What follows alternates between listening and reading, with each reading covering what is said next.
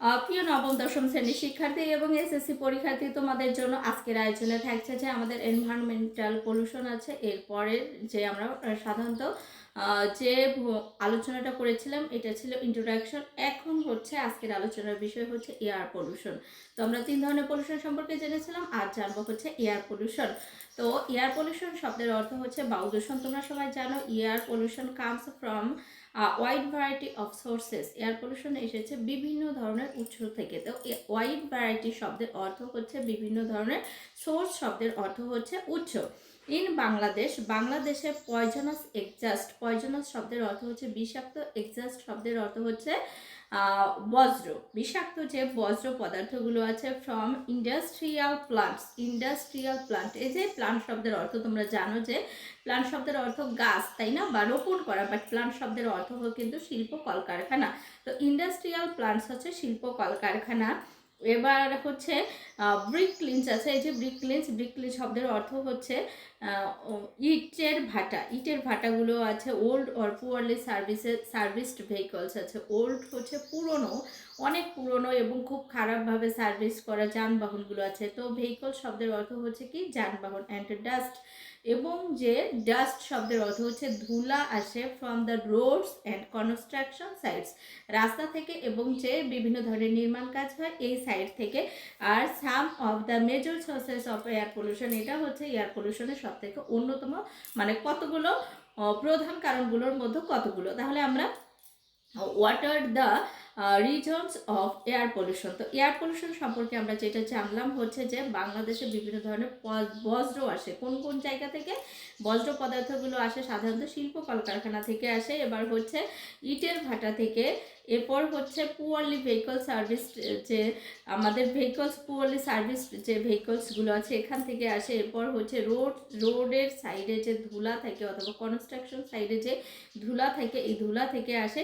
এইগুলোকে সাধারণত আমরা এয়ার পলিউশনের অন্যতম উৎস হিসেবে জেনে থাকি। তো তোমরা কিন্তু এই বিষয়টা যদি মনে রাখো তাহলে কিন্তু যে কোনো ধরনের বিজ্ঞান থেকে শুরু করে হচ্ছে তুমি ইংরেজিতেও বিভিন্ন ধরনের প্রশ্নের উত্তর দিতে পারবে যে এয়ার পলিউশন আসলে কারণ কি, তাই না?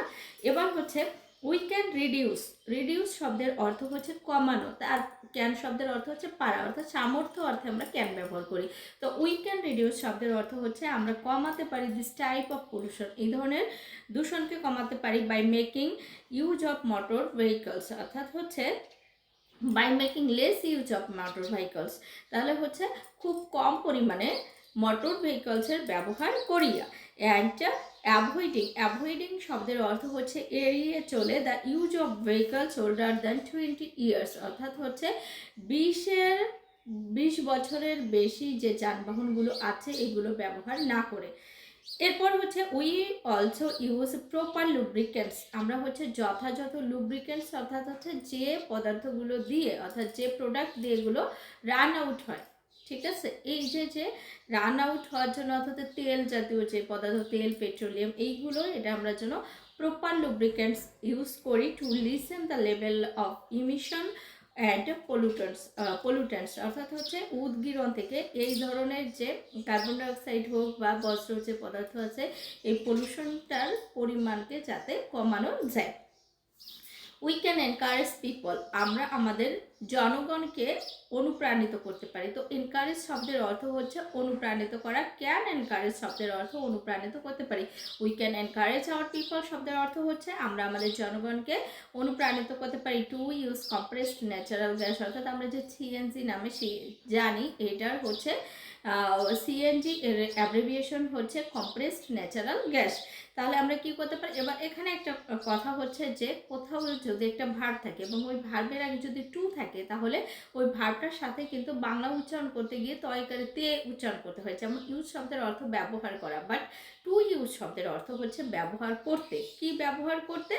আমরা জনগণকে অনুপ্রাণিত করব সিএনজি গ্যাস ব্যবহার করতে। অর লিকুইড পেট্রোলিয়াম গ্যাস, এবার লিকুইড পেট্রোলিয়াম গ্যাস শব্দের অর্থ হচ্ছে এলপিজি। আমরা এলপিজি জানি কিন্তু এটার অ্যাব্রিভিয়েশনটা জানি না, এর জন্য এটাকেও তুমি শিখে নিবে যে এলপিজি শব্দের অর্থ হচ্ছে লিকুইড পেট্রোলিয়াম গ্যাস।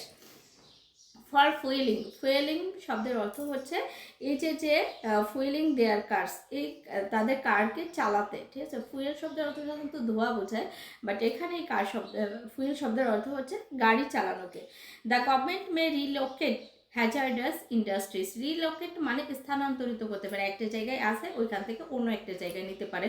তো আমরা যেমন জানি হচ্ছে ঢাকার যে ট্যানারিগুলো আছে, ট্যানারিগুলো ওখান থেকে রিলোকেট করে সাভারের ওদিকে নিয়ে গিয়েছে, যাতে করে ঢাকার মানুষ অ্যাফেক্টেড না হয়। ঠিক এরকম করে যে জায়গায় হচ্ছে ঘন বসতিপূর্ণ জায়গা আছে, এখানে যদি কলকারখানা থাকে এটাকে জন্য একদম ফাঁকা জায়গায় নিয়ে যায় এরকম রিলোকেট করতে পারে।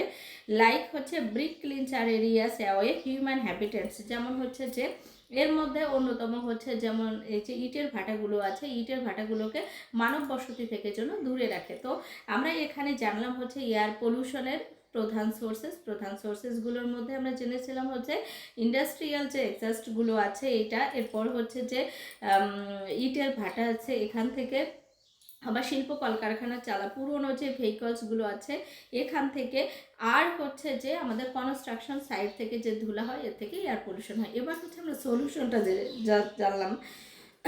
সলিউশনটা হচ্ছে এয়ার পলিউশনকে যদি আমরা কমাতে চাই তাহলে 20 বছরের বেশি ব্যবহৃত যানবাহনকে আমরা আর ব্যবহার করব না। আবার হচ্ছে কি প্রপার লুব্রিক্যান্টস ইউজ করব, যে লুব্রিক্যান্টসে ধোয়ার পরিমাণ কম হয়। এবার হচ্ছে জনগণকে উৎসাহিত করব যাতে করে তারা সিএনজি অথবা এলপিজি গ্যাস ব্যবহার করে।